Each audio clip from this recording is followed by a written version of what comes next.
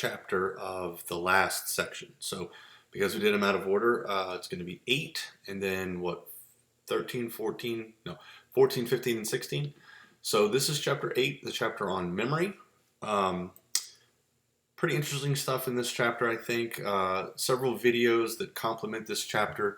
And I will give you a fair warning that there's a couple of test questions from those videos. So if you're not checking out those video links that I'm giving you that are sort of supplemental, normally you're probably okay if you haven't figured that out yet. But in this particular chapter, definitely watch those videos, especially the one on Clive Waring. That there's a couple of questions about him. So, and it's a really interesting video. So, a couple things we're going to look at. I'll let you look at that. There's a lot of vocabulary in this chapter. Never usually a big fan of vocabulary because it's a little bit boring. So, a little disclaimer there. And jumping right in. All right, so the first model of memory that we're going to talk about, actually the only one this chapter really covers, is the Information Processing Theory of Memory, or the IPM. IPM is a framework for studying memory that uses a computer as a model for human cognitive processes. Now, that's a little bit of untruth because we're not really talking about human cognitive processes, we're only talking about memory. Cognitive process encompasses much more than memory, so I don't really like that definition a whole lot, but it'll do. So, the first process is to encode information, right? This would be sort of the equivalent of typing something on your keyboard or clicking something on your mouse. That is encoding information that's telling the computer, I have information, right? And you're encoding it. Now the next part would be storage. That's where you click the save button, right? So the process of keeping or maintaining information in memory. And then the last part is retrieval. It doesn't do any good. I typed a paper one time, or something, I don't remember what it was, paper or PowerPoint or something, and I know I hit save. I know it said saving. I know it said save complete. I exited out of the program. I went to go back in a couple days later. For the life of me, I couldn't find it. It was nowhere to be found. I checked trash bin. I checked like my PowerPoint files. I checked my recent files. Turns out somehow I had saved it to a different drive. Like this was at CM Houston, and I somehow saved it not on the C drive of that computer, not on any of my personal drive, which is where everything was saved, but somehow it went to like the whole drive for the college. I have no idea how that got clicked, but the point is, I did the proper encoding. Everything was good. I stored it, right? I hit save properly, so it was stored, but I couldn't retrieve it. So that is a very important part of memory, is to be able to go back and retrieve information that's been stored. And the last part is just the definition of memory, the process of all of those things: encoding, storage, and retrieval of information. So again, all three of these are major components, and you can't have two and then not the third, whichever that third might be. All right, so kind of a better way to look at it is this infographic. I will tell you this capacity and duration that they have on this particular slide, if you pulled up this kind of a slide on 10 different, online websites or 10 different textbooks, you're probably going to get 5 or 6 different sets of numbers. All right, there is not a universal agreement that's hard and fast on exactly how many units for sensory memory versus working memory. Exactly what is the duration? It's never been measured down to the nth degree. So these are estimates. Okay, so have a rough idea what they are. The magic number kind of being 7, plus or minus, 5 to 9. So again, don't particularly focus on memorizing these capacities or durations or anything like that, because they are subject to change depending on the particular study that cites them or author that's referencing them. So basically how this works, all right? So remember all the way back to sensation and perception, right? So there's some kind of stimuli, right? We hear something, we see something, we want to remember that thing, right? So first it goes into sensory memory. Now, our brain is doing a million things at one time. Remember that selective attention? So you're hearing what I'm saying. Hopefully you're not distracted by too many things outside of your computer right now. I'm sure if you just pause for a second, you could hear something else. The air conditioner, a dog barking, a lady screaming. I don't know why you would hear that last one, but something, right, is maybe getting your attention. Maybe you see something else going on. So your sensory memory is always being inundated, right, with all of the stimuli.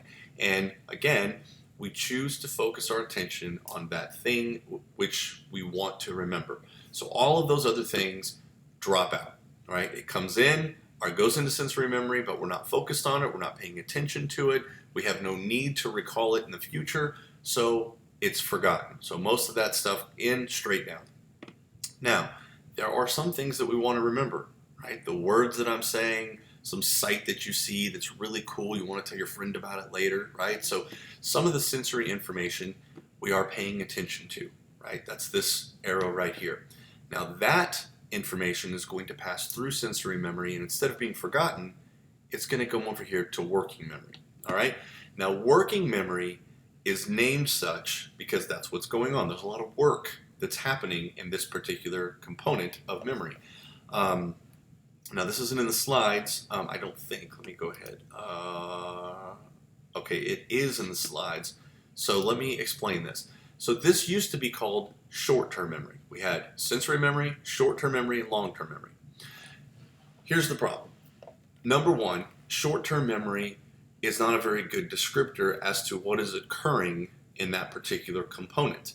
There is a lot of work being done. So working memory is a little bit more descriptive of what is happening. Now I get it, working is a very umbrella term, so it's not particularly descriptive, but it kind of hints a little bit more as to what all is happening. But more importantly, the reason that this was sort of changed, the vernacular was changed, the term short-term memory is not really used much anymore. And the reason is, well, what is short? That is a very subjective word, right? So short-term, is that 3 seconds? It's pretty short, right? Is it 5 minutes? If I told you something and then I asked you, hey, what was that thing I told you? And 5 minutes later you have no idea, you would be pretty surprised, right? So that's sort of an expectation you'd be able to remember that for 5 minutes. So is 5 minutes short? Okay, what if I told you something and I asked you like 2 days later? Okay, again, you'd probably be expected to remember what I told you. I mean, if it was something sort of significant and fairly easy. So if you couldn't remember it then, it'd be like, well, why can't you remember that, right? I mean, that was just 2 days ago. So what is short? Is it 3 seconds or 2 days? So a lot of unanswered questions there, and instead of continuously asking the question of, well, how long is short-term memory? They just said, you know what, let's change the name. So now we have working memory. So you might still see short-term in some of the older literature, maybe even some of the newer literature, but the term that's typically favored now is working memory. So back to our example. So we hear something, it goes to sensory memory, we're paying attention to it because that might be important later, right? So it goes to working memory. Now, this working memory is sort of a processing center, right? We are trying to encode information that's going to go to long-term memory, all right?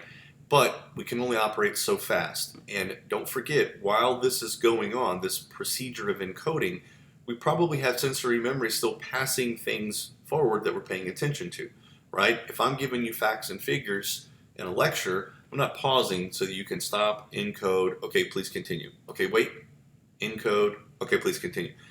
You're just getting information. Boom, boom, boom, boom, boom. So while you're trying to write it down, while you're trying to memorize it or whatever, that's called rehearsal.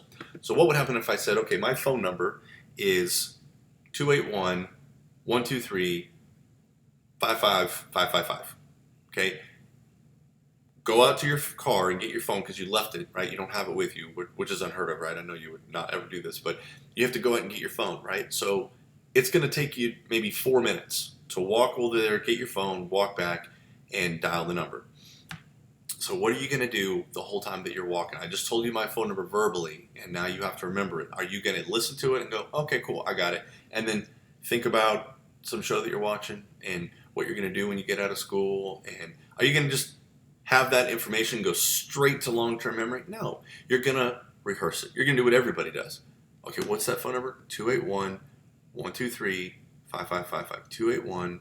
281-123-5555. That's called rehearsal.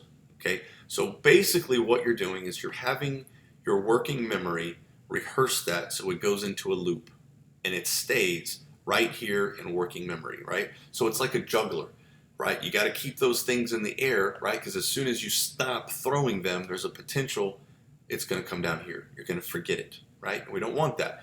So we have the sensory memory feeding us pieces of information, right, that we're sort of paying attention to. Our working memory is simultaneously encoding some of it and rehearsing that other parts of it until this encode lane is free, basically. Once this is cleared, we have this piece of information that slowly sort of travels here to long-term memory. Now we can stop juggling this one and encode this one, but don't forget, we still have more stuff coming in. So this rehearsal loop keeps happening, and unfortunately, sometimes while we're trying to juggle this and we're trying to encode other information, some information simply gets forgotten. Okay, so what is the capacity? How many things can we juggle? Right, that's an important thing to know. Well, the research shows about 7. So this is the magic number being 7, right? So the capacity for how many things can we pay attention to and pass on is between 3 and 7 units. Now it's called a unit because it's sensory, right? It can be 3 to 7 things that you hear, 3 to 7 things that you see, 3 to 7 flavors in your mouth. I mean, it can be any of the 5 senses, right? So the duration here is only a couple of seconds, all right? Roughly a couple of seconds. That's how long sensory memory has to shuffle this information and either forget it or pass it along. So once it passes it along, this is a little bit more duration. We got 5 to about 15 seconds. That's about how long we can go over and over in our head. Now, while we're rehearsing, right, some of this stuff is going in a loop, and some of it goes in a loop enough times that it kind of slips in here. Okay, so we're encoding. So if I say 281, 1, 2, 3, 5, 5, 5, 5 enough times, I've encoded it. Okay, so we can juggle roughly 7, let's just call it 7, pieces of information at a time. How many digits are in a phone number? 7 digits. 1, 2, 3, 4, 5, 6, 7, 8, 9. Oh, there's 10. Wait. 4, 5, 6, 7, 8, 9, 10. Yeah, 10. So a phone number typically is too long for most people to remember. But usually you don't have too much trouble remembering a phone number. Why is that? We'll get to that in a second, all right? Because it's 10 digits, but there's a trick. Okay, there's a reason why we're able to kind of surpass this capacity number. So we have heard a stimuli, seen a stimuli, whatever. It's passed through sensory memory because we're paying attention to it. It goes to our working memory or our short-term memory. We've rehearsed it a couple of times so that we can get this encode lane clear, and now we've encoded it into long-term memory. Now, when I need to go back and retrieve it the next day or 5 minutes later in the lecture, I can retrieve it and it goes back to working memory where it's recalled. So again, lots of different things going on here, right? We've got it's paying attention, we've got the rehearsal, we've got encoding into long-term memory, and we've also got the retrieval of long-term memories for output, so to speak. All right, so a lot of stuff going on here. This is kind of the model. So the sensory memory, going forward now, sensory memory is a memory system that holds information for the senses for a period ranging from only a fraction of a second to about 2 seconds. This is what I've said already. All right, so there is a term called eidetic memory. You've probably heard somebody mention the term photographic memory. They have a photographic memory. This is actually what it's called. All right, photographic memory is sort of a pop psychology reference, and it's not very precise, right? A photographic memory would imply that you can see something and you can literally, it's like looking at a photograph and you can recall every little detail, and that's very, very uncommon. It is possible. Some people can do that. Most of the time, they're like savants, people that are very, very special. One of the videos on the video links for this particular chapter is about a guy, and I can't think of his name, but he's from somewhere in the UK, and they show, it's an amazing video, right? He's a savant, right? An autistic savant. And he gets in a helicopter and he flies around Rome. Never been there before, right? Flies around Rome. I want to say it was for like 45 minutes or something. And he draws, there's like an 8-foot long canvas. and he draws a map of the entire city. Every building, every street, everything. He gets the number of windows in the buildings correctly, the number of columns correctly. And the Colosseum, right, architecturally a fairly complicated building. They superimpose his drawing over a picture of the actual thing. It looks like he traced it. I mean, it's unbelievable, right? So there's a few people in the world that have that ability, not very many. Now, an eidetic memory, again, different from what we think of with a photographic memory, is the ability to retain the image of a visual stimulus for several minutes after it has been removed from view, and to use this retained image to answer questions about the visual stimulus. So it sounds a lot like photographic memory, which is why that's sort of been substituted as a name. But there's a little clip from Big Bang Theory, I think I added on there, where Sheldon actually corrects Leonard, who says he has a photographic memory. But this is like people that can count cards in Vegas. They can remember the cards that have been played. They know how many decks there are. And then obviously how many cards per deck. So they can count the number of aces and know how many aces are left in the deck, things like that. Pretty amazing. I have a horrible memory, I think. So I'm not particularly good with this. So I'm much more impressed with this than probably the average person because I suck at it. All right, so there's short-term memory. Again, that's the older term. And I think I've already covered all of that. Working memory is not a subset of short-term memory, so that don't be confused by the way these bullets are outlined. Working memory is the same thing as short-term memory, okay? All right, so moving on. Displacement. I was very proud of this picture. Oh man, I screenshotted the whole thing. Look at that, you can see the top. So I screenshotted this picture because I thought this was a pretty good visual representation of what happens with displacement. So in displacement, the event that occurs when short-term memory is filled to capacity and new information continues to be added. So that's this right here, right? Short-term memory, working memory. Information is constantly coming in. We're juggling as much as we can, but how many can we juggle, right? 7. So if I give you 10 pieces of information, you're not going to be able to juggle all of that and simultaneously encode. Something's going to fall out, right? So if I'm constantly just plugging away, giving you, I mean, think of a math class, right? I'm giving you a formula, I'm giving you another formula, maybe another formula, and before you have time to really digest one, right? It's hard to juggle a formula, right? So before you can really manage all that information, some of it is being displaced, all right? That's what this is referring to. So short-term memory is essentially overloaded, and it's pushing out existing information because the influx of new information is just at a faster rate than you can memorize. Now, this is individual. Some people can process this much more rapidly than other people. Some people can hear something and pretty much encode it after 1 or 2 times. It depends on the level of complexity. So if I'm giving you very simple things, right? Dog, cat, cow, bird, and I'm giving you simple animals, right? Then you might be able to encode that at a certain rate. Now, if I started giving you maybe the zoological names, right? If I started saying pachyderm, canine, whatever, I don't know all the zoological names, but if I started giving you those, right, you're not as familiar with those terms. You can't picture them as readily. You might not even know what some of them are. So you're not going to be able to memorize that short list nearly as efficiently or as quickly as the more simple things. So again, the units that we're talking about can be very simple, or they can be moderate, or they can be complex.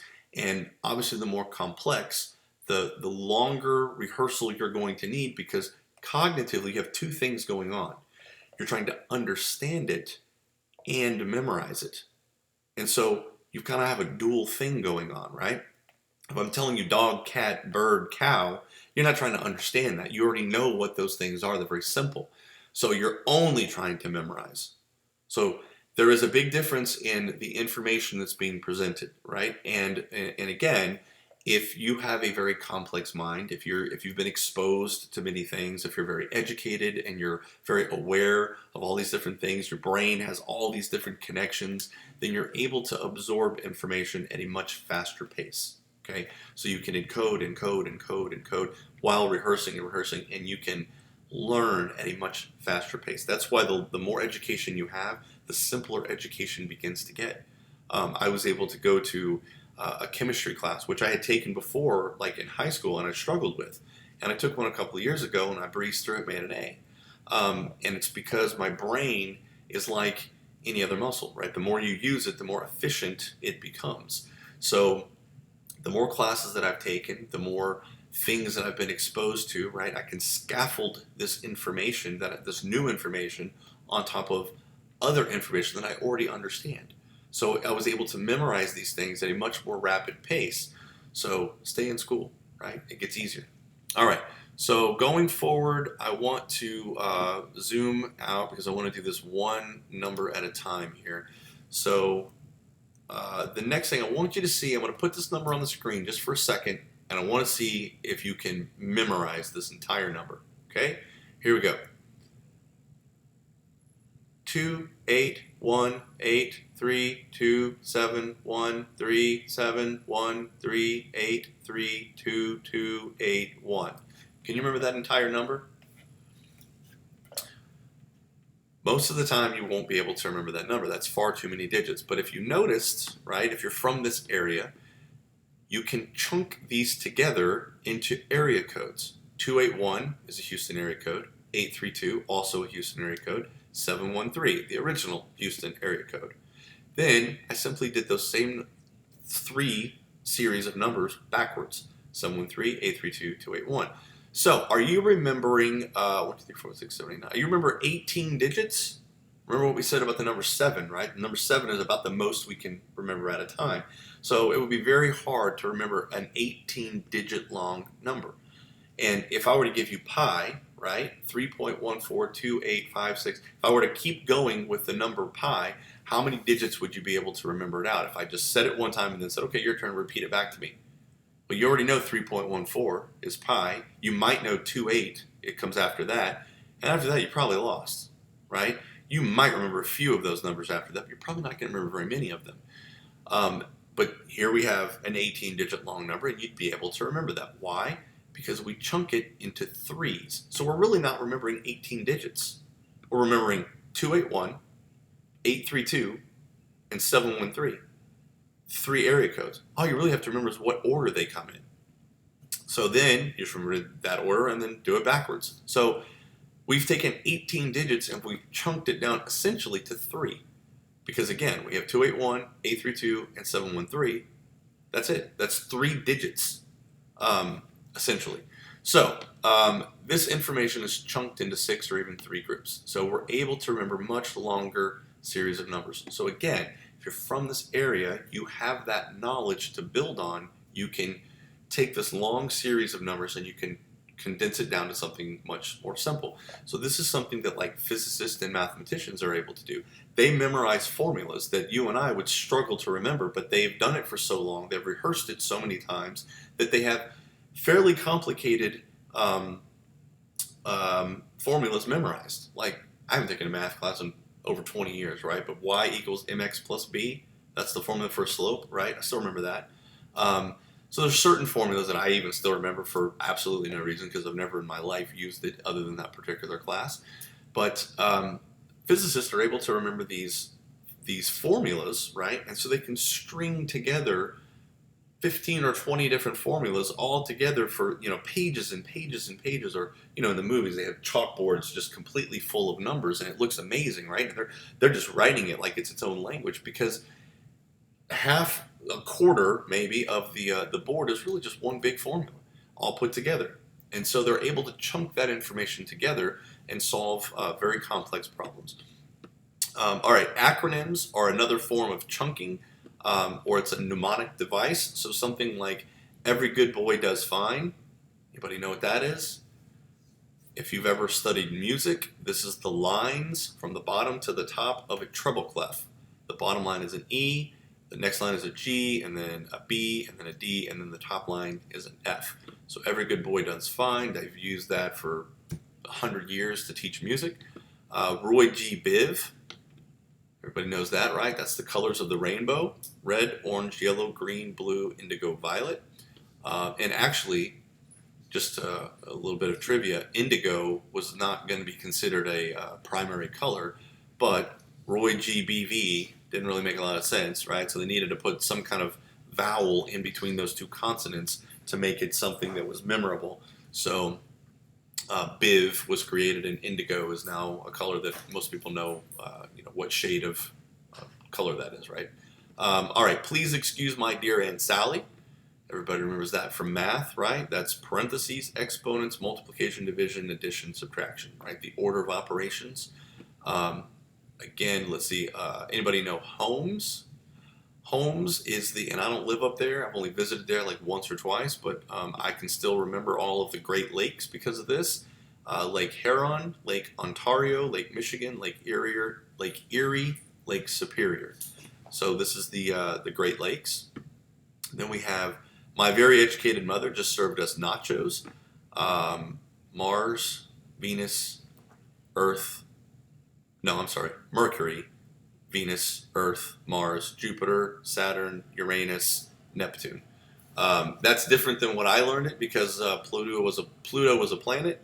Somewhere along the way, they decided to get rid of Pluto. Poor Pluto. It used to be. I can't remember what the acronym used to be. What about the anybody ever go to open something, right, and you have to say lefty loosey, righty tighty before you remember which way to turn a screw to loosen it or tighten it? I still say that to this day, right? Lefty loosey. Now we could just as easily say counterclockwise to loosen and clockwise to tighten, but that doesn't have the same ring to it, right? It's harder to remember that. So we come up with these things that are mnemonic devices that help us remember things that would otherwise be a little more difficult and challenging to remember. All right, rehearsal. Remember, this is that middle component for the working memory that we've mentioned before. The act of purposely repeating information to maintain a loop inside the short-term memory, or again, working memory, same thing. So there's two different kinds. So when you study this on like a cognitive psychology level, right, you go, I'm just going to say it again, much deeper into all of these things than what we do here for this intro class, right? I'm introducing you to big, broad concepts. We're not getting down into the nitty gritty, right? This is the meat and potatoes of memory. But there are different kinds of rehearsal, right? There's maintenance rehearsal, there's elaborative rehearsal, there's actually many more kinds, many much more, many, much, however you speak, I don't know, speaking's hard. There's a lot more of them than just these, right? So I've just selected a few of them here, but maintenance rehearsal is what is the most common, repeating information over and over and over again until it's no longer needed. It may result in the information being stored into long-term memory. So I just off the top of my head, 281, 123, 5555. I still remember that, even though it was, 10, 15 minutes ago that I first said it and had no intention of encoding that into long-term memory. Certainly I'm not going to need that in the future. If you ask me that tomorrow, I'd probably remember it. If you ask me that in a week, I might not, because rehearsal is not going to continue to take place, and there won't be any retrieval. Nobody's going to ask me in the next week, hey, what was that fake phone number that you gave in your lecture? Nobody's going to ask me that. So because there's no retrieval, the longer period that something sits in long-term memory without being retrieved, the more it sort of gets lost in space, right? So then elaborative rehearsal is a memory strategy that involves relating new information to something that's already known. So this is what I just mentioned a minute ago about scaffolding. So if I'm teaching you something and you can go, oh yeah, that's kind of like, and then you already understand something that's sort of similar, then you're good to go. Right? You can remember it easier because you can form a connection with something that you already know and sort of just make a little branch off of that into this new knowledge, right? So if I'm teaching you something that's just way different than anything you've ever learned, then learning is much more difficult, right? Memorization is much more difficult. So as a teacher, they always want teachers to try to scaffold information apart. Old information that you already know and understand.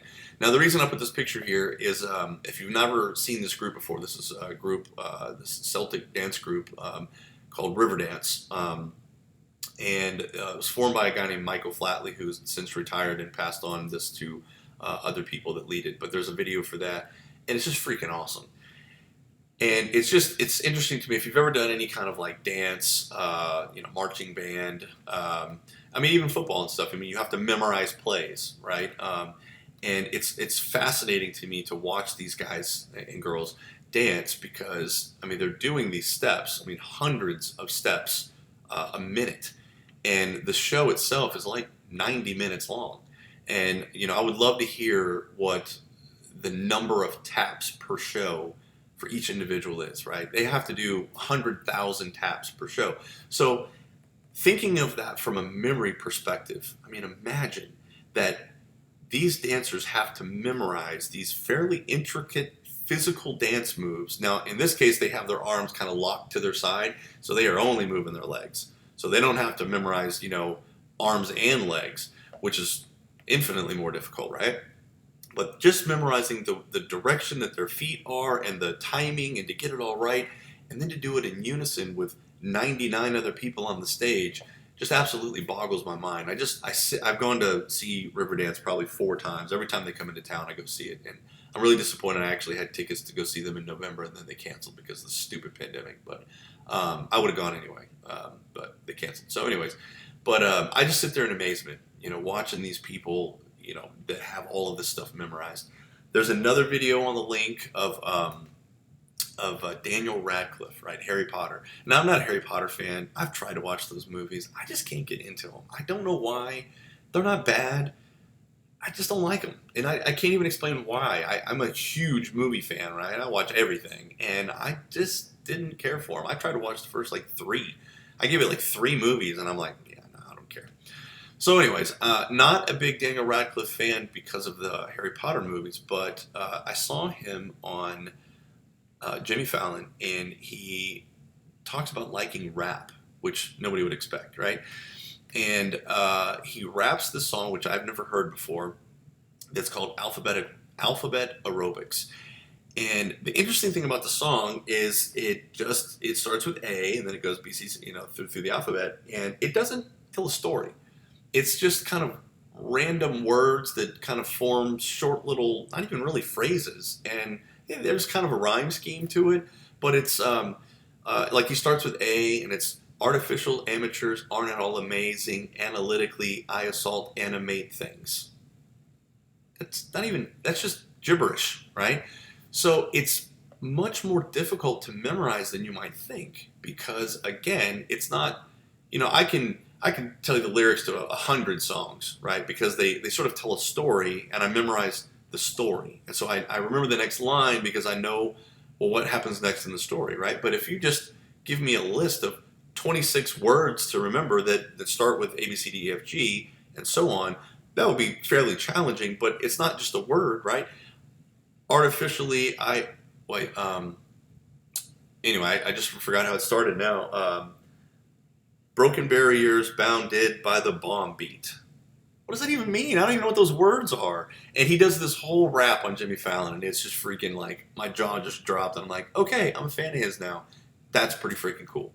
So, so again, because I have a crappy memory, I'm always impressed with feats of memory that I see. So anyway, so check those videos out if nothing for entertainment purposes. They're pretty cool.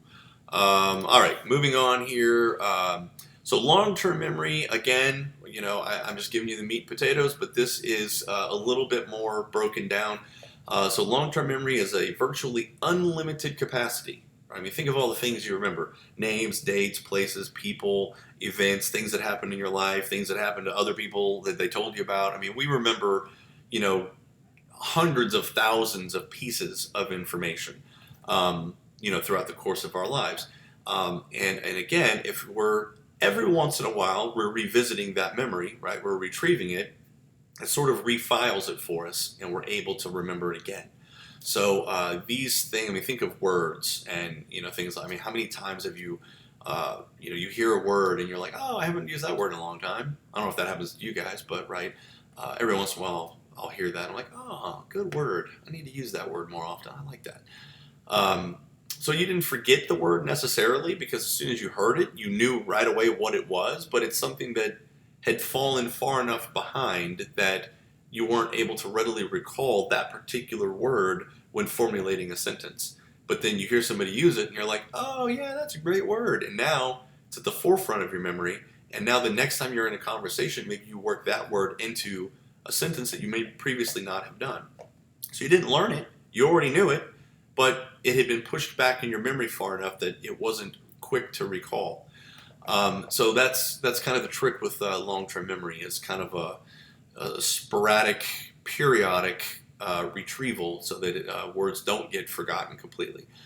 So they break down long-term memory into two big components, right? They have declarative memory and non-declarative memory. And then within declarative memory, you have two more components. You have episodic memory and you have semantic memory. So this gets a little tricky. Unfortunately for you guys on your test, you don't have to memorize this. You can just pull up the slide on another computer, which I'm sure everybody does. And here's your answer, because this trips people up when you have to memorize this for the actual test. So declarative memory is a subsystem of long-term memory that stores facts, information, and personal life events that can be brought to mind verbally or in the form of images and then declared or stated. This is also called explicit memory. Now, the opposite of this, or I guess its antithesis, would be implicit memory, and that's non-declarative. And this is a subsystem that stores motor skills, habits, and simple classically conditioned responses. So, best example of this is, and I want you to watch this video, there's a guy that has the worst case of amnesia, which is on another slide, ever recorded, all right? Technically, that's not really true, but his is very unique. So they don't say this in the video, but he had some form, I want to say it was, I think it was meningitis, right, which is a viral, I think it was a viral or bacterial. Anyway, it doesn't matter. He had some medical thing that literally ate away part of his brain, right? The part of his brain that controls short-term memory. So in this video, you'll see this guy was a classically trained pianist, right? That's piano, if you didn't know what that was. I hate that word. So anyway, he played the piano, and then this thing happened to him, and he doesn't remember anything past about 30 seconds ago. So you can tell him something, and he can listen, intently paying attention, and say, okay, repeat it back to you. And then you could go, okay, and then you could ask him that question, and he doesn't even remember. Not only does he not know the answer, he doesn't even remember that you've asked him the question before. So it's pretty crazy to watch. Now, interestingly, he still remembers how to play the piano. He didn't forget that. He remembers his wife every time, and I'm not exaggerating, and it's so sweet to watch this in this video. Every time his wife walks in the room, he instantly jumps up and runs to greet her with a huge hug and a kiss, because he feels like he hasn't seen her in years. And this is the first time she's walked in the room. And then he hugs and he dances around, and he's just so happy to see her, and he holds her tight, and then he leaves. Or I'm sorry, she leaves, counts to 10, comes back in the room, he jumps up, runs over there, gives her a big hug, and she might get sick of that, but man, that just restores my faith in humanity. I mean, I hope someday I have somebody that I greet like that, because that's freaking amazing. But he still remembers her, but then he does not remember his own children. He remembers that they exist, but he doesn't remember their names. He has no idea what they're up to. He has no idea what they do for a living. So it's very interesting to what he remembers versus what he doesn't. So that's a very good look into his explicit memory versus his implicit memory. So again, motor skills. He remembers how to walk. He knows how to get dressed, right? He knows basic habits. He knows that, you should brush your teeth before you go to bed and wash your hands after you go to the bathroom. And, he knows basic, sort of social etiquette things, right? He knows how to use a knife and fork whenever he eats. But he doesn't remember what foods taste like. He doesn't know what foods he likes and doesn't like. He doesn't remember what chicken tastes like. He takes a bite, puts his fork back down, and then looks at the food that's on his plate and doesn't remember if he liked what he just ate or doesn't like it. So he takes another bite. So but essentially he eats anything you put in front of him, because even if he takes a bite, he forgets, yeah, that's gross, I don't like that. 30 seconds later, he's like, I'm going to take a bite of that, see if I like it. So kind of interesting. And then again, the piano, he played the piano his entire life. So it is so ingrained to him that it became an implicit memory, a non-declarative memory. Now, back up to here, right? Facts, he doesn't know those. He doesn't remember his address. He sees his house like he's never seen it before. He goes to the same cafe that's right around the corner from his house. Acts like he's never been there. Doesn't remember the menu. So he doesn't remember facts, information. Most personal life events he doesn't remember. So his declarative memory is what's completely wiped out. All right, so within your explicit memory, they break that down into episodic and semantic memory. So episodic is a type of declarative memory that records events as they have been subjectively experienced. So you ask somebody, "Hey, what was that Riverdance concert like?" Well, I remember the first time that I saw them. I was in Chicago, and I'd never been to the city before, so I was just kind of wandering around, and I went to this thing called Navy Pier. That was a very long pier, that kind of a carnival type atmosphere. And at the end of it, I think it was at the end, might be at the front part of it, but somewhere around Navy Pier, there's kind of an amphitheater. And I saw some people going in, and I didn't even realize you needed a ticket. I happened to walk right past the ticket taker, and he happened to not even see me because his attention was diverted. So it was awesome. I totally snuck in by accident, and I went and sat down, and there's group gets on the stage, and they start dancing, and I almost got up and left because I'm not a fan of dance. But it was kind of pretty, and I liked the music, so I was just kind of enjoying the weather, and I sat there, and the next thing I know, I was absolutely enthralled in this performance, and then it got better and better as it went, and more impressive, and I freaking had the time of my life. So that would be an episodic memory. I can tell you that the way that I remember it, and I can remember the weather, what it was like. I can remember that I was by myself. I can remember that I sat on the far right on the aisle. I remember I was slightly stage left, facing the stage. I was pretty far back, kind of in the nosebleeds. I think there was one section behind me, and then there was my section. So, I mean, I remember specifics, right? Do I remember what I was wearing? No. Do I remember the order of the songs that they played? No, of course not, right? So, again, I didn't record everything from that event into long-term memory, but the pieces that were important, I do still remember. And some pieces that weren't important, but for whatever reason, they're sort of attached to other parts of it that I do kind of remember. Like, the weather wasn't important, right? But that's what kept me there. If I'd have been super cold, and I first got there and sat down and they were dancing, I'd be like, oh, this is like a dance recital type thing. I'm not interested. I'm too cold for this. And I would have left. But the weather was just perfect. And I'm not a particularly outdoorsy guy. So this is one of the few times that I actually enjoyed being outdoors because the weather was so perfect. And so I was like, okay, I guess I'll stay. And then I was thinking that later. I'm like, man, I'm glad the weather was good because I would have totally missed this show if the weather hadn't been better. So it wasn't particularly important, but after the fact, it kind of became important. So again, I kind of encoded that into long-term memory by accident.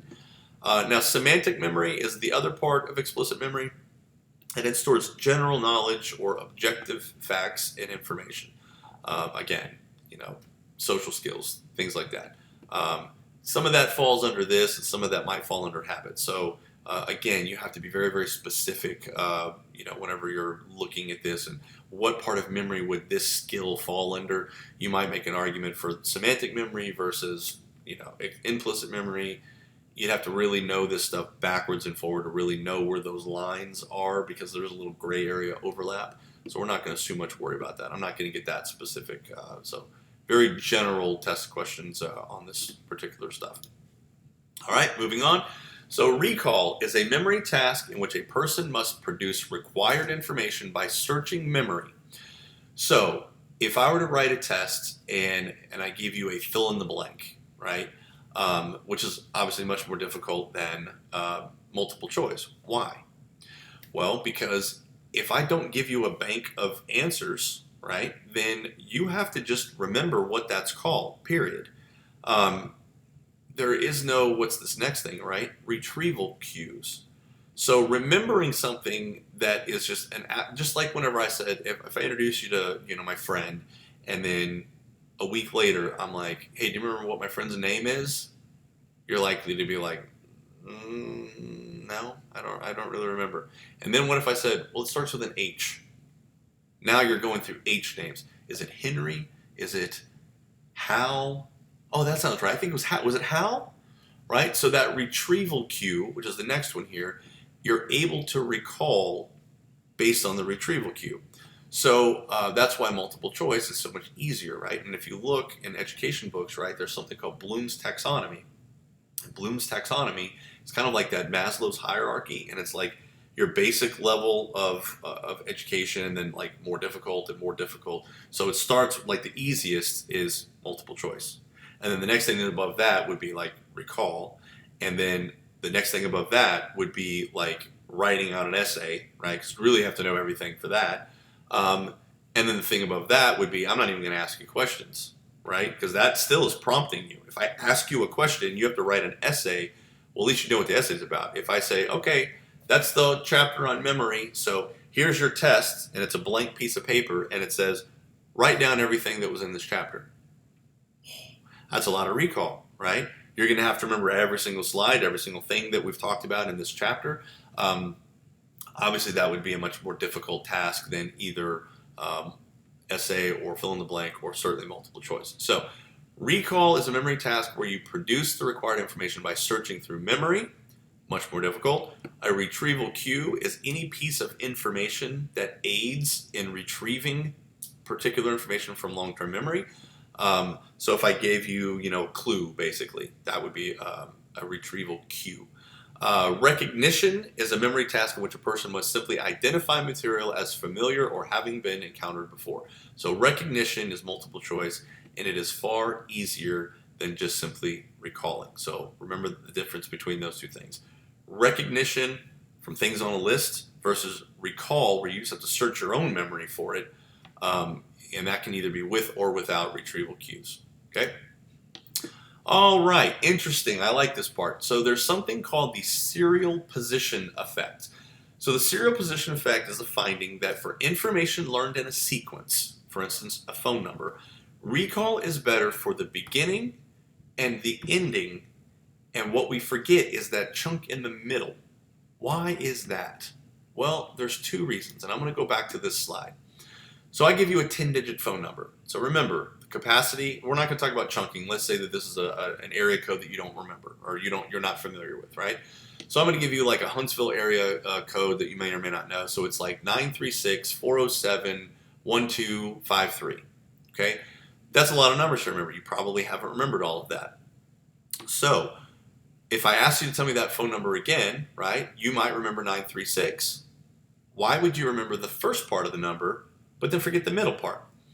The reason is, if we look at this as sort of an assembly line, right? And we're starting, and I say, okay, clear your mind, focus and pay attention. I'm going to give you a phone number to remember. You ready? You're not paying attention to anything else. Your eyes are on me, your ears are open, you're listening to me, your mind is blank, and I start that phone number, and I say, 936. That phone number went like this. Straight through, right? I got a clear path. It's like a wide open freeway, right? So 936, there's stimuli. It goes into sensory memory. I'm paying attention. It goes right the hell through that. It goes into working memory, right? I don't need to rehearse that because this encode lane is wide open, right? So 936, sensory memory, attention, working memory, encode, long-term memory. Bam, 936. Straight into long-term memory. Then I give you those middle numbers. This is a little bit log jammed. So those middle numbers come in, boom. And we have to rehearse those middle numbers, right? So we throw those up here, juggling them while we're encoding that 936. And now, all of a sudden, you're like, then I give you those last four numbers. And I honestly don't even remember what they were. So whatever they were, right? They came in here, you're paying attention, working memory, they're right here. And then what if I immediately say, okay, what was that phone number? Well, the way that it works is I go into long-term memory, and you say 936, right? Because we had that already there. Those middle numbers are here. We're juggling them, but I'm asking you to retrieve something. So while we're retrieving those last numbers that are still just barely in here, the rehearsal numbers drop off. We forget them because we're doing too many things at one time. And those last four numbers, I didn't have time to do anything with them. I didn't have time to rehearse them. I didn't have time to encode them. They're still in working memory. which is where our retrieved memories are called back from. So the primacy effect, going back to the slide, the primacy effect is the tendency to recall the first numbers more readily because they've been encoded into long-term memory without any interference. Again, bam, straight shot. That's the primacy effect. That's why we remember the first things on the list. If I send you to the grocery store and I say we need milk, eggs, bread, taco meat, hot dog buns, lunch meat, cheese, juice, Cokes, and Band-Aids. Now, tell me that list of 10 things again. Milk, bread, eggs. I remember those first three, right? Because again, our mind was clear and they went straight into long-term memory. So I can recall those without any interference, right? But then you started saying all that other stuff and I was like, whoa, too much, too fast. What was the last thing that I said? Band-Aids. And you remember that because, not because you encoded it into long-term memory, but because I'm asking you and it's still in your working memory. You haven't had time to forget it yet. That's called the recency effect. Tendency to recall the last items more readily because they're still in working memory or short-term memory. So that's the reason that middle stuff gets forgotten. Now these last two are a little bit, when we talk about memory, they're a little bit disputed. I think it's an interesting conversation, and honestly, it's not my field of expertise, so I can't say too much about the research, only anecdotally what I've experienced as a detective. So the context effect is the tendency to encode elements of the environment in which information is learned along with the memory of the information itself. So this is kind of the reason why a lot of times if you have an important investigation, if it's like an aggravated robbery or certainly a homicide, and you call a witness into the station and they're sitting in this blank gray room that's like the size of a closet with a little uncomfortable chair and table in it, and you're saying, tell me all the details, right? Where did he go? What did he touch? Like, who was it? What did he look like? All these details, right? They don't remember a lot. People's memories are terrible. But you take them to the scene of the crime, and they can see the environment. And they can say, well, he came in that door, and then he put his hand right there on that counter, and then he jumped over the counter. Was he wearing gloves? No, he wasn't wearing any gloves. They can look at that counter, and they can visualize that bad guy coming in with the mask, hand down on the table as he leapt over. I mean, they can remember the small details. Why? Because you're putting them in that environment, and it's easier to picture the things that you're asking, right? That eidetic memory, which not many people have, but the component of eidetic memory comes back, and they're able to remember things much more effectively. So I have seen this in person work many times when you bring somebody back into that environment. So that's called the context effect. Now this one is much more disputed. So there is something called the state-dependent memory effect. The tendency to recall information better if one is in the same pharmacological or psychological state as when the information was encoded. So there's long been established a connection between memory and emotion. Right? That's why traumatic events we're able to remember much better, right? Because there's an emotion associated with that. And for whatever reason, probably a neurochemical, biological reason, those emotions help facilitate the memorization of an event, right? Small details even. So there is a theory that if we can replicate that same emotion, that same feeling, or get close to it, then the memory will be enhanced. So if you are robbed, okay, and I've seen this in interview courses that I've taken through my law enforcement career. Let's say you're robbed, right? Somebody puts a gun in your face and robs the register, right? That's a traumatic experience for most people, right? Your life flashes before your eyes. You think you're going to die. Big deal, right? And then I ask, what'd the guy look like? 99% of the time, they don't have a clue. Okay, was he a white guy, black guy, Hispanic guy? Like, what? Give me a race. I don't know. Was he wearing a mask? I don't know. They can tell you every detail in the world about that gun. Was it shiny or was it dull? Did it have scratches on it? Was it black or was it chrome? Was it a revolver? Was it an automatic? They can tell you all that, right? Because that is where they were focused, right? So that's understandable. But there is, again, this theory that if we sort of push them, right, If you interview them by kind of sitting on top of the table and leaning in towards them, right, that's kind of an intimidating factor, right? So now I'm intimidating them. That's going to create a certain level of anxiety, right? Because people are anxious enough just recalling the event, but then you add on top of that a physically imposing person who is in a dominant physical position over that person, and you're leaned in close, right? You're making them uncomfortable, but you're doing it on purpose. You're putting them in a state of discomfort that is more similar to the state that they experienced while they were being robbed. Then all of a sudden now they can remember what the person looked like a little bit better. Is it psychologically manipulative? Maybe a little. Is it for a good reason? Yes. Does it make it okay? There's arguments both ways. Is it ethical? Argument both ways. I mean, we need to catch this bad guy. We got to do what we need to do. But we might be pushing you into a state that you're now uncomfortable, or we could be enhancing the trauma to some extent. If you were already experiencing like PTSD, we might be sort of exacerbating that to some extent. So again, this is a little bit controversial. Oh man, did I lose my mouse? Crap, lost my mouse. All right.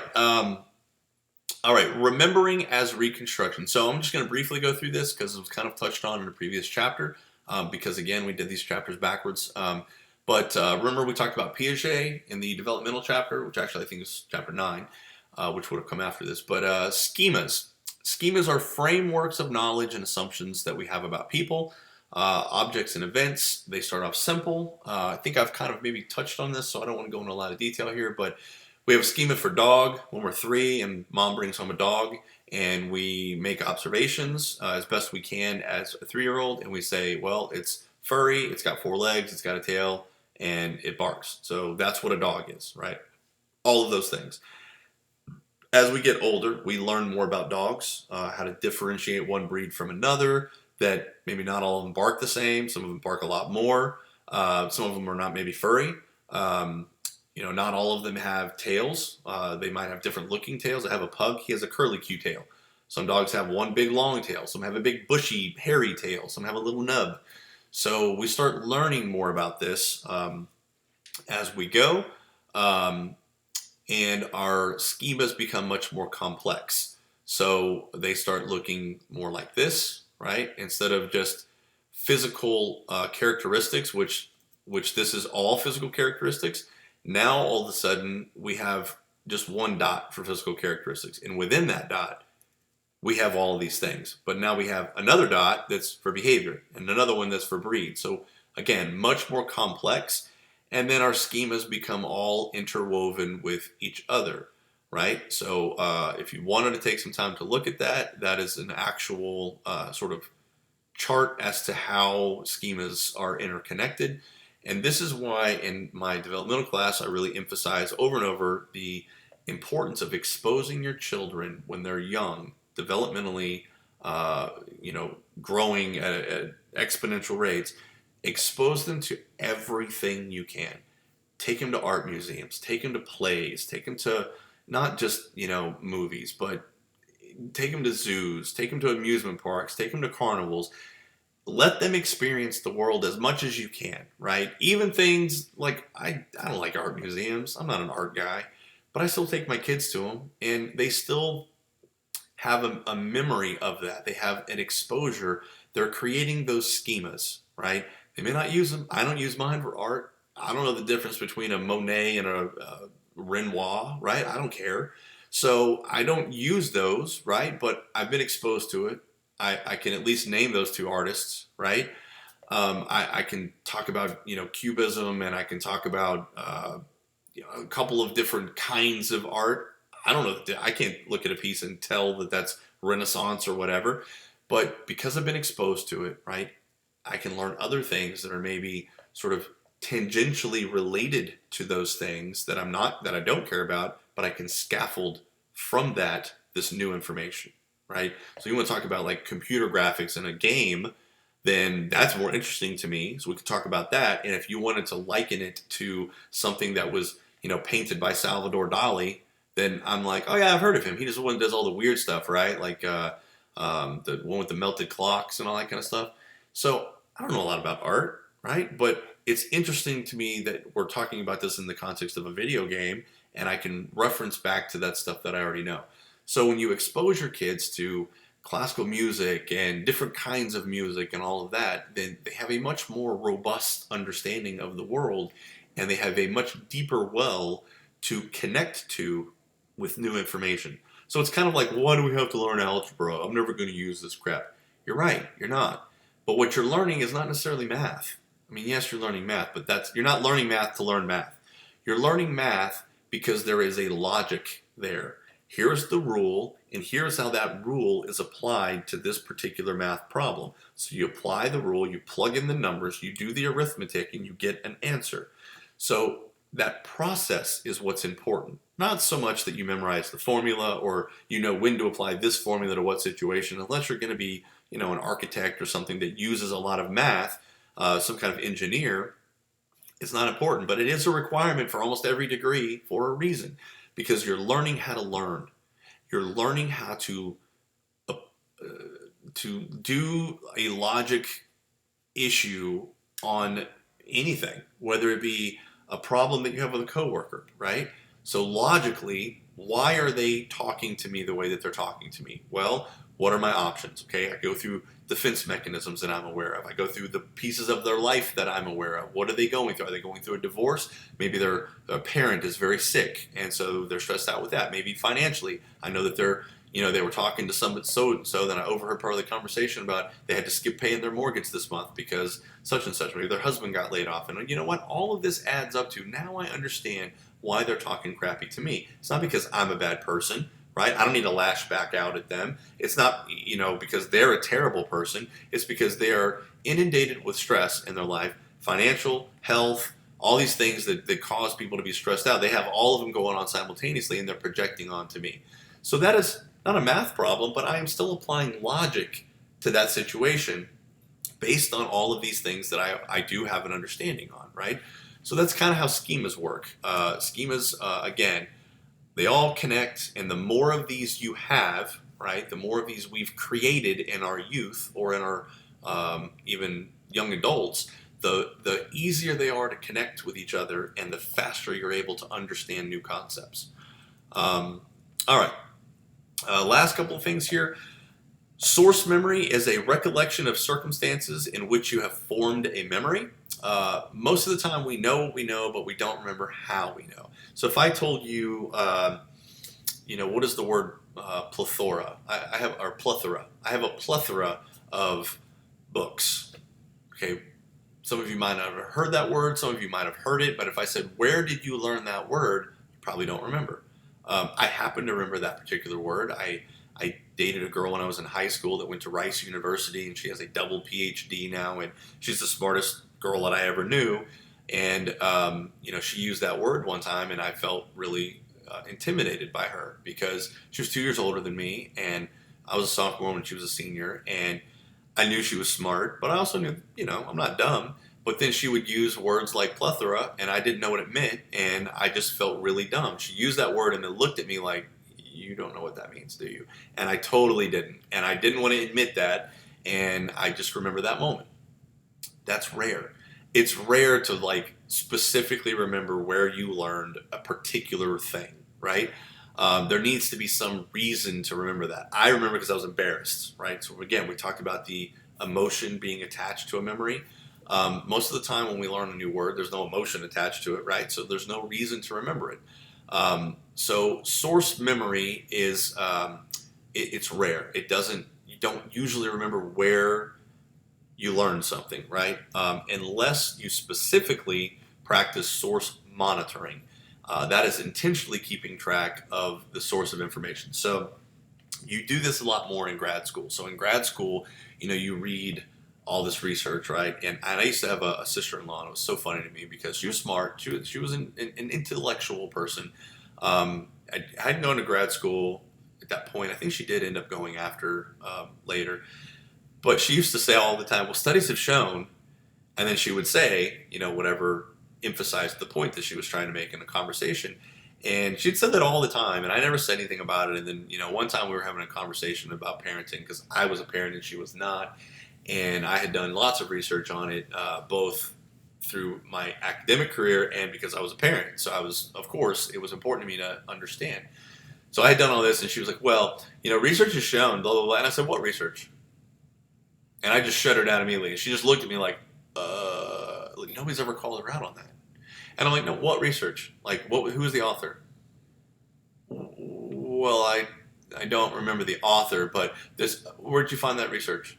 Did you find it on Yahoo? Was it a Yahoo headline? Because that's not really research. That's some dude that wrote a letter to Yahoo. I mean, that's not the same thing. So after that, I noticed that she would still say research shows, and then every once in a while, if we disagreed heartily on something, I would say, well, research. And she would say, and she remembered the author's name, or at least where she pulled the research from, because she knew she was going to be called out on it. So she practiced source monitoring after being called out on not knowing her sources.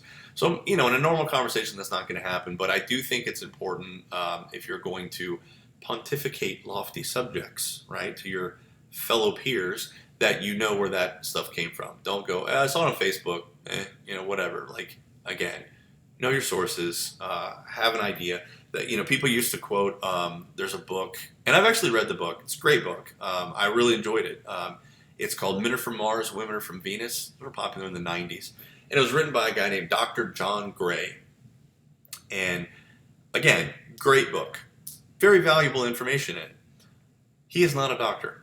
He bought a PhD from a Buddhist university that if you donate to, they basically give you a piece of paper that says you're a PhD. So he kind of faded out of the limelight after writing this very, very popular book and did hundreds of talk shows for his book. I mean, it was a huge bestseller because he didn't really have any sources to back up any of his thoughts. It was presented as an academic book written by a scholar.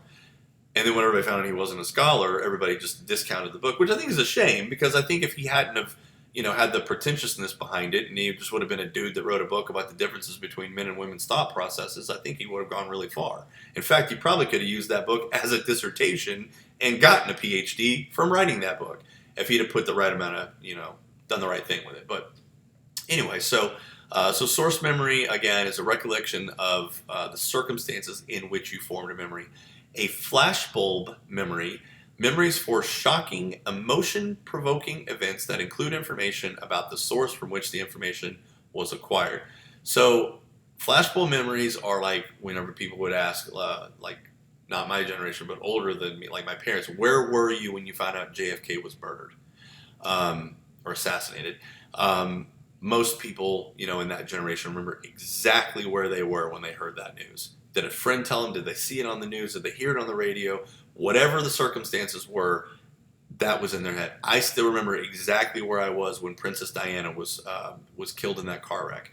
I still remember, this is going to date me, I remember being in elementary school and being called into a general assembly for the entire school in the cafeteria, and through teary eyes and sniffles, the principal of the school announcing that the Space Shuttle Challenger had exploded.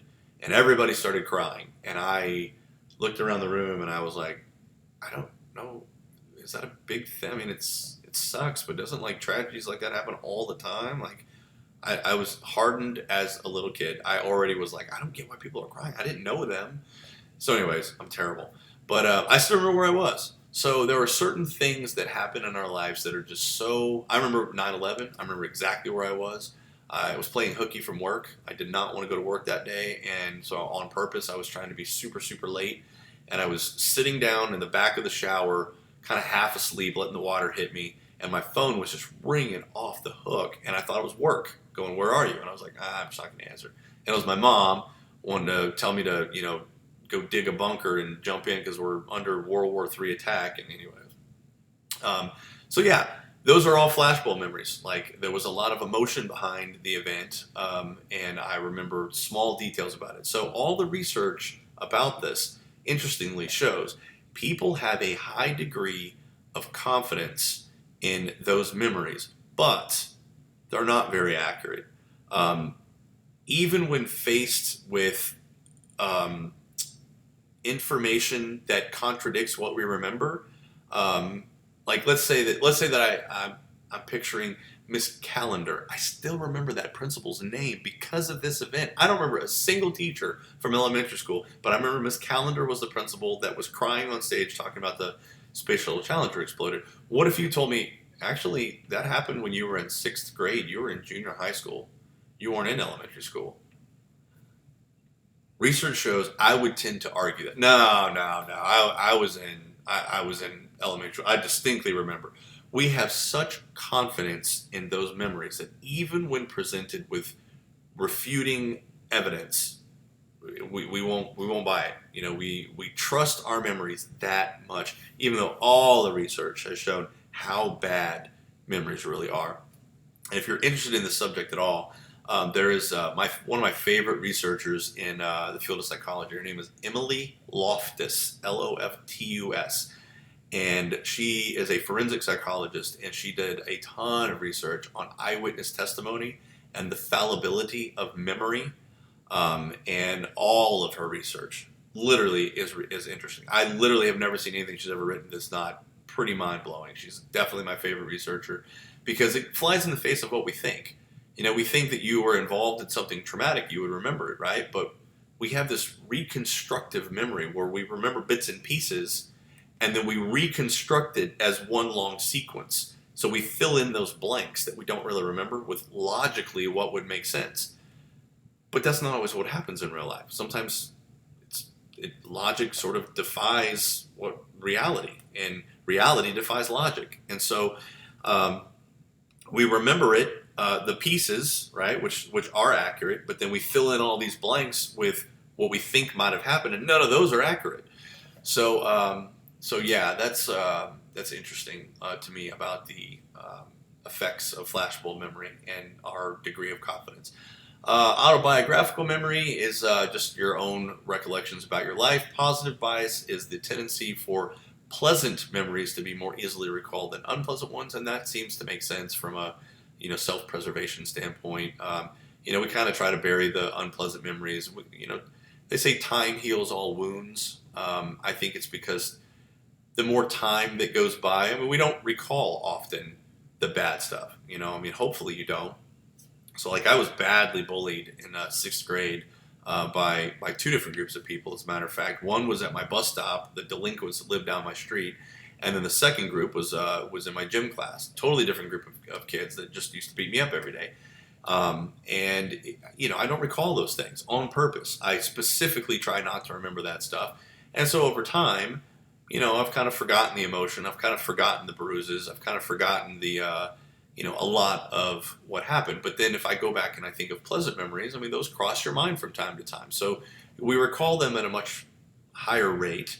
So it makes sense that we're going to memorize those a little bit better. This is what happens whenever we think back to exes. You have a relationship, you break it off, they come up, and you tend to remember the good stuff. And you tend to forget a lot of the bad stuff, believe it or not. You might not right away. It might be the other way. You might only remember the bad stuff because you're still dealing with it emotionally. But once you've kind of dealt with the emotions and the emotions have sort of subsided in that, lost relationship, and you go back and you revisit, well, what worked and what didn't work, you might remember a lot of things that worked and just the 1 or 2 big major things that didn't work. And that's why sometimes we have a tendency to go, well, I'm different now. Those 2 things, that's not that many, and I've fixed those. And then you try to give it a second chance. And if you look at the research on that, very rarely does that work. Very rarely do people get divorced and then remarry their spouse and live happily ever after. The divorce rate amongst remarriages to original spouses is actually higher than the divorce rate is for the general public, which means they divorce at a higher rate than your just average 2 people that get together. And I think that's why, is time washes out all those bad things. We tend to overemphasize the good things, and we kind of romanticize the relationship to be something that it really kind of wasn't. All right, forgetting. This is kind of this guy is really fascinating and historical reference. His name was Herman Ebbinghaus. And what I like about him is he's self-taught. He wasn't from any major university of the time. He just read a lot. He was a voracious reader. There's a good word for you. And he learned all this stuff, and he decided he wanted to test forgetting, the rate at which people forget. And so he's sort of famous for this curve that was through his research. And, you know, he did research in his day that was cutting edge research and in the field of cognitive psychology when it was in its infancy. And you know, I think the coolest thing about it was that he was just self-taught. So yeah, pretty interesting dude. But he looked at, if I tell you something and then I say, okay, the way he did it was kind of a genius. It's been cited as one of the smartest scientific studies in the field of psychology. Like it's in the top 20 of all the things that have ever been done. He had these nonsensical syllables and words that aren't real words. They're just made up letters and vowels, put together, consonants and vowels put together to make nonsensical words. And then he gave you like a list of these words to memorize. And so there's a little bit of scaffolding because of the words. I mean, the letters, maybe the phonemes and the morphemes sort of make sense, right? Because you know the English language and their English language letters. But they're not real words. So there is no cognitive appraisal of the meaning of the word. There's no image that comes to mind. Like a word like cat, you can picture a cat, right? So it's easy to remember that. And then if I said the next word was potato, now I can picture a cat holding a potato. And I can keep building on that and create this absurd image, but I can kind of walk through that image and remember all those words, right? Well, you can't do that with made up words. So it was pretty genius, and then he would ask, he'd give you the words, and he'd say, okay, tell me to recite those words back. And if I tell you the words and then immediately ask you, and I don't know how many there were, then there was 100% retention. Okay, that makes sense. I just told you, right? But look at the rate here. If I wait 19 minutes, you're going to go down to 60%. So 60% retention. You've forgotten 40% of those words in just 20 minutes. And then, so you think, okay, well then in 40 minutes, you would think that would double, right? Well, you go all the way to an hour. Now we've only dropped to 44%. So you go down to 9 hours, 36%, and then you can go all the way down that list, right? So 31 days later, we're only at 21%. So you have this curve with this steep forgetting that happens almost instantaneously, but then it kind of tapers off, and then it goes, what you remember for a long time. So remember that long-term memory, right? Putting stuff into long-term memory is the challenging part. That working memory's got a big job to do. It's got to encode while rehearsing, and hopefully not trying to retrieve on top of both of those two things. So there's a lot going on there, a lot of opportunity to forget. But once it's over in long-term memory and it's successfully encoded, it's there for life, for the most part. So he was able to show that through this very brilliant study. All right. Couple of last pieces of vocabulary here. So there's encoding failures. This is the ways that we forget, by the way. This is a cause of forgetting that occurs when information was simply never put into long-term memory. We weren't able to encode it. Maybe we didn't get it long enough. Maybe there was too many things that was being thrown at us at one time. So we weren't able to rehearse it. We weren't able to encode it. It sort of just fell out because we had too much interference going on. So that would be an encoding failure. There is something called the decay theory, which is kind of just for historical reference. This is the old theory of forgetting, that with time, memories just fade and then they ultimately disappear altogether. There's not a lot of empirical support for this because I still remember things from when I was very, very young. I don't recall them often, but if I had to go back and go, well, what's like an early memory? I remember having a big wheel, right? That with literally a big plastic wheel in the front, 2 wheels in the back, like a tricycle, right? And I remember riding in the backyard, and I thought, if I drive fast enough and I hit this ramp, I bet I could get some air. And I rode as fast as I could, and I hit that ramp, and I just flipped. I went straight up, and I was like, whoop, whoop, and I went straight back on top of myself. And I thought I was dead. And it was traumatic because I thought I was dead. I I didn't even draw blood. I don't think I split my head open or anything like that. It just hurt. Hit my head on the concrete. Had this thing on top of me. It's not what I expected to happen, so it surprised me. I was probably 4, maybe 5, somewhere in that ballpark. But I still remember it, right? Um, so the decay theory doesn't really hold water because I haven't had to recall that memory in, you know, 20, 30, 40 years, but I still remember it. Somebody could give me a retrieval cue, right? What's your first injury that you remember? That would be it. So, the memory doesn't go away. It just doesn't get recalled very often. Interference, I've already mentioned, cause of forgetting because information or associations that are stored either before or after a given memory hinder the ability to remember it. So, interference is a little different than displacement. And displacement is whenever we're just throwing a whole bunch of stuff and you don't have time to do something with it, so some of it falls out. Interference is when you have something memorized, but it's wrong.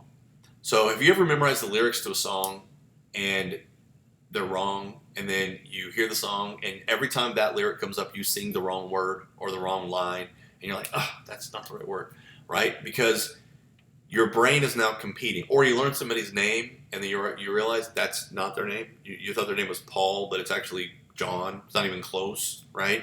You just remembered 4 letters and Paul sounded right, so you call him Paul like all the time. And then all of a sudden somebody goes, hey, his name is John. You're like, ah, crap. And then you see him again. You're like, hey, John, Paul. You don't remember which one it is now, right? Because I know that I know his name, and I know that I was saying it wrong, and then I heard the second name, and now I don't remember which one I was saying that was right and which one I was saying that was wrong, because now those 2 memories now of the first name that I did wrong and the second name that is correct, I don't remember which one was which. So that's interference. When you have an old memory and a new memory, and they sort of compete with which one's correct. Consolidation failure is any disruption in the consolidation process. Anyway, this is getting really deep, and we're not going to go test question wise into this level of understanding forgetfulness. There's something called motivated forgetting, forgetting through suppression or repression in an effort to protect oneself from painful, frightening, or otherwise unpleasant material.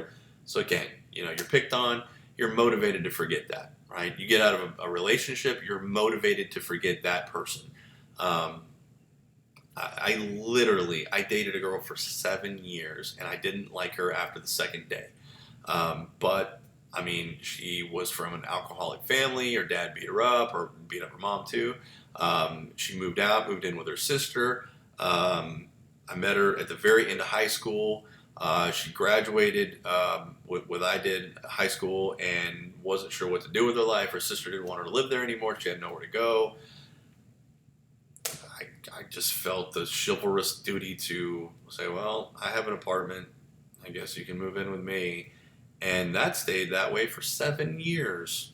It took me 7 years to get through college because I also had to pull her through, and I triple majored. So I never, ever think about her. And, her name was Kim, and I've met 1,000 Kims since that.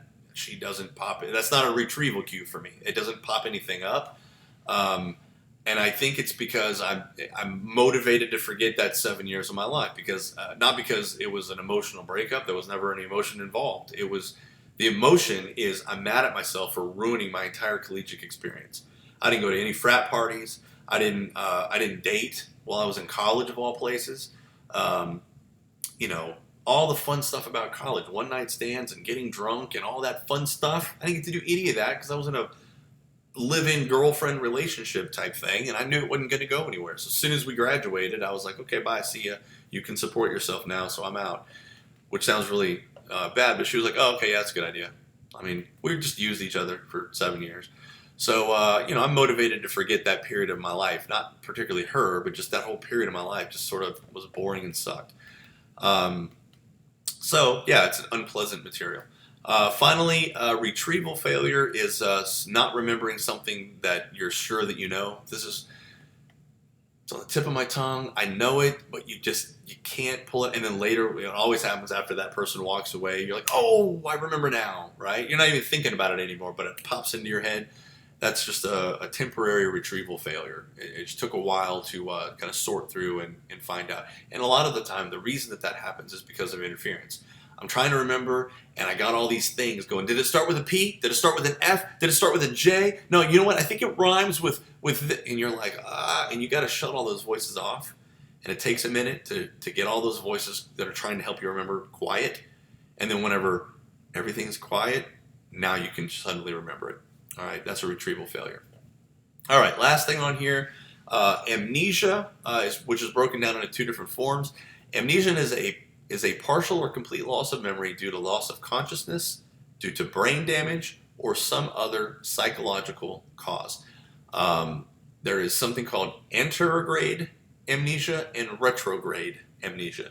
Anterograde is the inability to form long-term memories of events occurring after a brain injury or brain surgery, although memories formed before the trauma are usually intact. So, famous guy. He went by the name of Patient HM to protect his, to give him some anonymity until he passed away, and now we know who he is.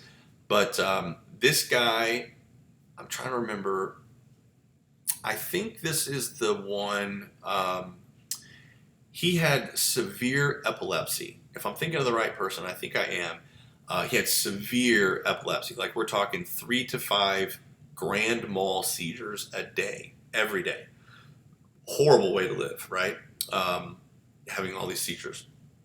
And there is a component, part of the brain, that brain surgeons were like, we are sure that this part of your brain is where the neurological activity is that is causing these seizures. We are not 100% sure what that part of the brain does, but we know that it's causing the seizures and we can take that part of your brain out. And he was like, yep, do it. So they take that part of the brain out, I believe it was the hippocampus, and the surgery went fine. He went from having 3 to 5 grand mal seizures a day to having 2 to 3 a year. So was it a successful surgery? In that sense, absolutely. Unfortunately, because the doctors, brain neuroscience was still sort of in its infancy, as it sort of still is, they didn't really know that that component of the brain is essential for memory formation. So this guy lost all of his memories, right? So he would come in and they would do these tests with him for memory tests, and he would be very polite and very easy to work with and very nice guy, and then he would leave, and then they would have him come back the next day, and he would reintroduce himself, and the same doctors would reintroduce themselves, and they would do the exact same tests, and he would not do well on it because it's like he didn't remember that he did it yesterday. And this went on for over 30 years. He worked with the same couple of doctors for over 30 years on a daily basis and never remembered their names. Never remembered that he did this test yesterday. And of course, they didn't do the same test every day for 30 years, but they did different tests, and every day it was something new to him. So he had anterograde amnesia. He could not form a long-term memory after he did something. But before the surgery, he could still remember. He still remembered his name, where he lived. He remembered the fact that he used to have seizures all the time. He remembered that stuff. But he could no longer form long-term memories. Now, retrograde amnesia is the loss of memory for experiences that occurred shortly before a loss of consciousness. This is what you see in the movies most often, right? They don't know who they are, why they lost their memory. They don't remember the accident. They don't remember hardly anything. Hollywood plays this up as happening all the time, fairly common. It's not nearly as common as Hollywood makes it look. All right, moving on to dementia. Dementia is awful, terrible, horrible. My grandmother had dementia before she passed. I had a great aunt that had really bad dementia before she passed. And if you've ever seen a family member, hopefully not a friend, but maybe a family member that have had that, because it usually sets in very late old age. It's a state of mental deterioration characterized by impaired memory and intellect and by altered personality and behavior. And let me tell you, every piece of that is true. So this great aunt of mine, when I first met her, she was 96, and she was very normal. You could have pleasant conversations with her. She had a very cheerful disposition. She was rich.